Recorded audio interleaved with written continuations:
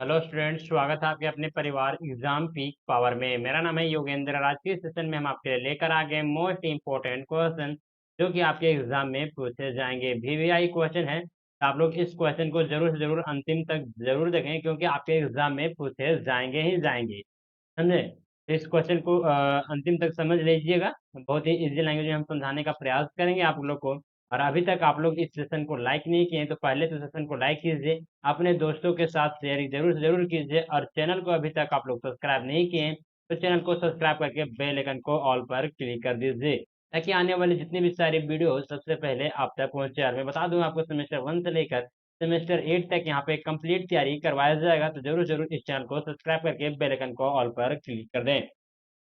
और जो भी स्टूडेंट, अगर आप लोग पेड पीडीएफ अगर परचेज करना चाहते होंगे, तो आप लोग इस नंबर पर मैसेज कर सकते हैं, जो कि नंबर है 94 30 70 2606।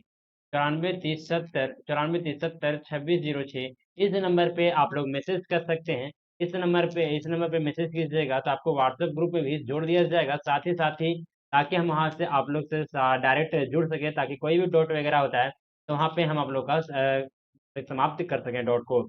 और इस नंबर पे आप लोग पेड पीडीएफ भी आपको प्रोवाइड करवा दिया जाएगा, जो कि बहुत ही नॉमिनल फीस रखा गया है। और जो भी स्टूडेंट टेलीग्राम चैनल को ज्वाइन नहीं किए हैं, तो टेलीग्राम चैनल को भी ज्वाइन कर लें।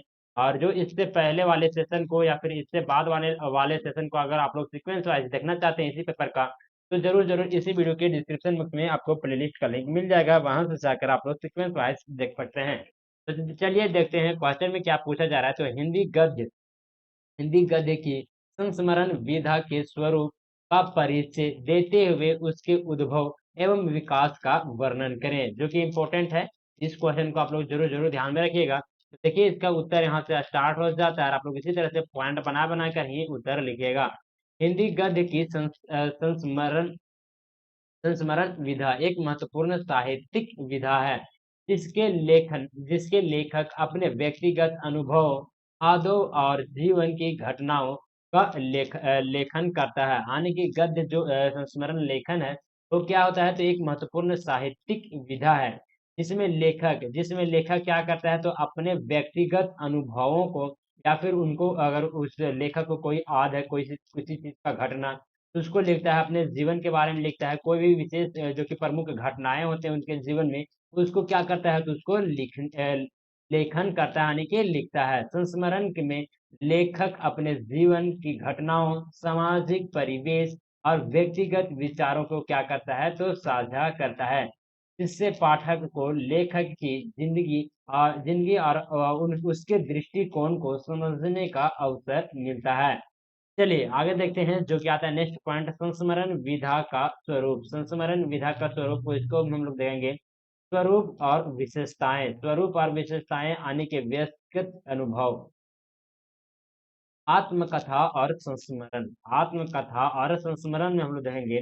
संस्मरण लेखक के व्यक्तिगत अनुभवों, विचारों और भावनाओं को क्या करता है, तो प्रस्तुत करता है, जो व्यक्तिगत आत्मकथा से भिन्न है। आत्मकथा के लेखक अपने जीवन की पूरी कहानी बताता है। जो आत्मकथा के लेखक होता है ना, वो क्या करता है, तो अपने जीवन की पूरी कहानी, यानी कि उनके जीवन में कौन कौन से घटनाएं हुए हैं, क्या क्या उनके जीवन में बीता है, तो उन सभी चीजों को क्या करता है, तो लिखता है, यानी कि बतलाता है लिखकर। जबकि संस्मरण में विशेष घटनाओं, यादों व अनुभवों पर ध्यान केंद्रित किया जाता है।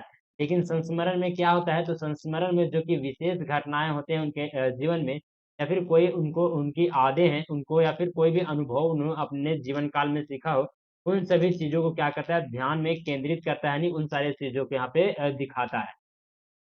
चलिए आगे देखेंगे, वास्तविकता। संस्मरण वास्तविकता, घटनाओं और व्यक्तियों पर आधारित होता है, लेकिन लेखक अपने दृष्टि और भावनाओं के अनुसार घटनाओं की व्याख्या करता है।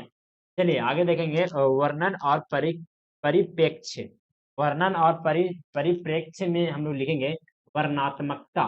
संस्मरण में घटनाओं, वातावरण और पात्रों का विवरण होता है, जो पाठक को लेखक के अनुभवों में सम्मिलित करता है। चलिए आगे देखेंगे, व्यष्टिक दृष्टिकोण। लेखक की व्यक्तिगत सोच, भावनाएं और दृष्टिकोण संस्मरण में महत्वपूर्ण स्थान रखते हैं। यह व्यक्तिगत दृष्टिकोण पाठक को गहराई से जोड़ता है और अनुभवों को वास्तविकता के करीब लाता है। चलिए आगे पॉइंट में देखेंगे उद्भव और विकास। प्रारंभिक चरण प्राचीन भारतीय साहित्य संस्मरण संस्मरण की जड़ें प्राचीन भारतीय इतिहास प्राचीन भारतीय साहित्य में भी पाई जाती है, जैसे कि स्वप्रविलास और काव्य शास्त्र में व्यक्ति किए गए व्यक्तिगत अनुभवों और विचार को सम्मिलित करता है। चलिए आगे देखेंगे नेक्स्ट पॉइंट में मुगल और राजपूत काल में हम लोग देखेंगे इस काल में सजी एक सेकेंड राजसी जीवन और संघर्ष के बारे में लिखा गया है। यानी कि मुगल और राजपूत काल में क्या लिखा गया है, तो राजसी जीवन के और संघर्ष, उन्होंने कौन कौन सी लड़ाई वगैरह किया है, कौन कौन से संघर्ष किए, उसके बारे में लिखा गया है, जिसमें से अकबर बीबी नेक्स्ट में आता है अकबर बीबी जो व्यक्तिगत अनुभवों और घटनाओं पर आधारित है। चलिए आगे देखेंगे जो क्या था नेक्स्ट पॉइंट हिंदी गद्य में उद्भव हिंदी 19वीं सदी में उत्तरार्ध हिंदी गद्य में संस्मरण और विधा का प्रारंभ 19वीं सदी के उत्तरार्ध में हुआ। इस काल में लेखक अपने जीवन के अनुभवों और सामाजिक परिवेश को व्यक्त करने लगे। चलिए आगे देखेंगे प्रेमचंद्र और अन्य लेखक। प्रेमचंद्र ने हिंदी गद्य में संस्मरण का प्रयोग किया और अपने जीवन की घटनाओं, समाज के मुद्दों और व्यक्तिगत अनुभवों को साझा किया। कौन, तो प्रेमचंद्र और अन्य लेखक, यानी कि बहुत सारे लेखक जो कि इसी पर कार्य किए। चलिए आगे देखते हैं स्वतंत्रता और सामाजिक बदलाव।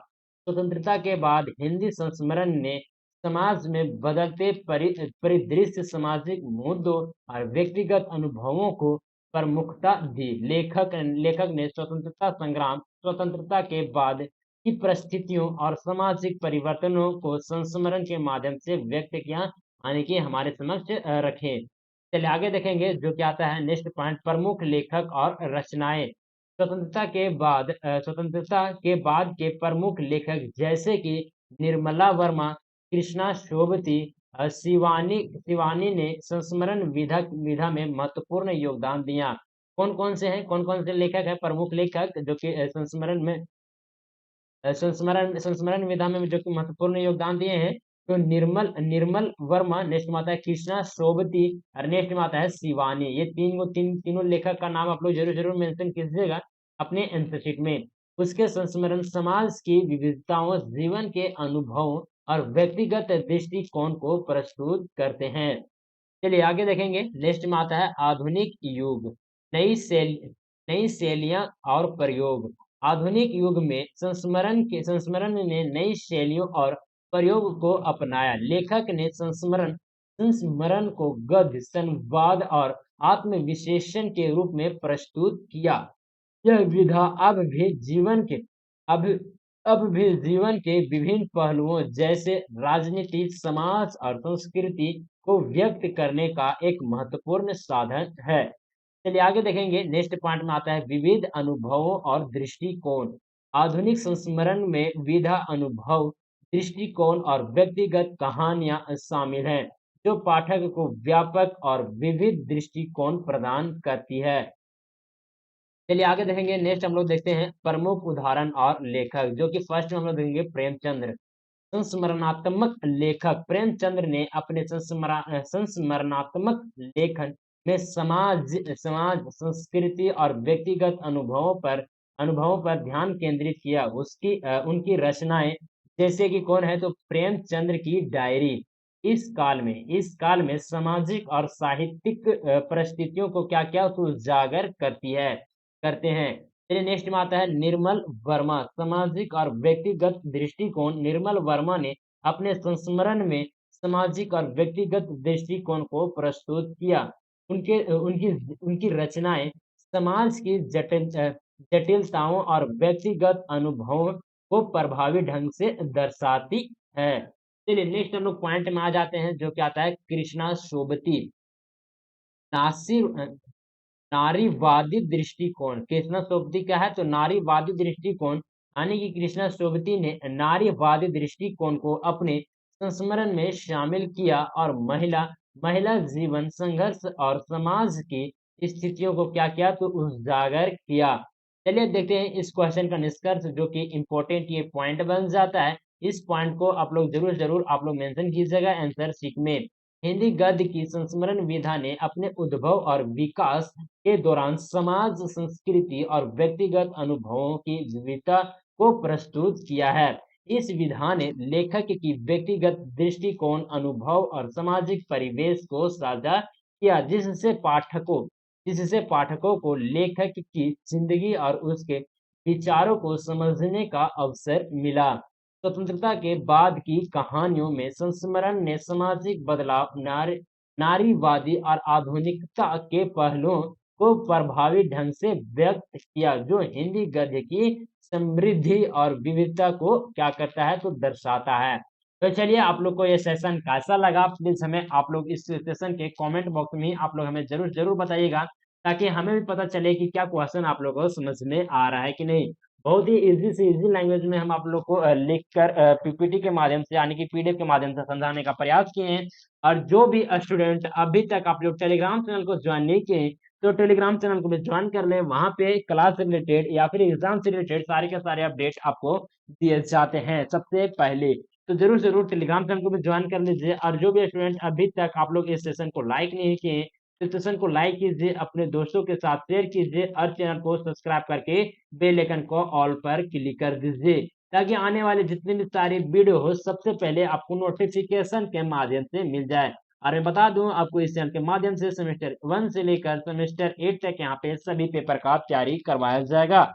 इसी कारण से हम आपको बोल रहे हैं बार बार कि चैनल को सब्सक्राइब जरूर से जरूर कर लें। और जो भी स्टूडेंट अगर आप लोग पेड पीडीएफ अगर चाहते हैं आप लोग लेना, तो आप लोग इस नंबर पे कांटेक्ट कर सकते हैं, 9430702606। आप लोग इस नंबर पे व्हाट्सएप मैसेज कीजिए, आपको रिप्लाई दिया जाएगा। अगर कोई भी क्लास से रिलेटेड कोई भी डाउट वगैरह होता है, क्वेश्चन से रिलेटेड, तब भी आप लोग इस नंबर पे मैसेज कर सकते हैं। और इस नंबर पे मैसेज कीजिएगा तो आपको व्हाट्सएप ग्रुप में भी जोड़ दिया जाएगा, ताकि हम आप लोग से डायरेक्ट कनेक्ट हो सकें। कोई भी डाउट वगैरह होता है तो ग्रुप में डिस्कशन के माध्यम से खत्म किया जा सकता है। तो जरूर जरूर इस नंबर पे आप लोग मैसेज कर दीजिए, अगर पेड पीडीएफ परचेज करना होगा उसके बावजूद भी, या फिर आप लोग को व्हाट्सएप ग्रुप में ज्वाइन करना होगा। जरूर जरूर इस नंबर पे मैसेज कर दीजिए, आपको जोड़ दिया जाएगा, लिंक भेज दिया जाएगा, वहां से आप लोग ज्वाइन कर सकते हैं व्हाट्सएप ग्रुप में। तो चलिए सेशन को वहीं पे इंड अप करते हैं। और इंड अप करने से पहले मैं बता दूं कि इसके बाद में जो भी इसी पेपर का क्लास होगा, अगर उन सारे सेशन को या फिर इससे पहले जो क्लास हो चुका है इस पेपर का, उन सारे क्लास को अगर आप लोग देखना चाहते हैं, तो इसी वीडियो के डिस्क्रिप्शन बॉक्स में आपको प्लेलिस्ट का लिंक मिल जाएगा। वहां से जाकर आप लोग सीक्वेंस वाइज सारे के सारे सेशन को देख सकते हैं। Thank you for watching this session. जय हिंद, जय भारत।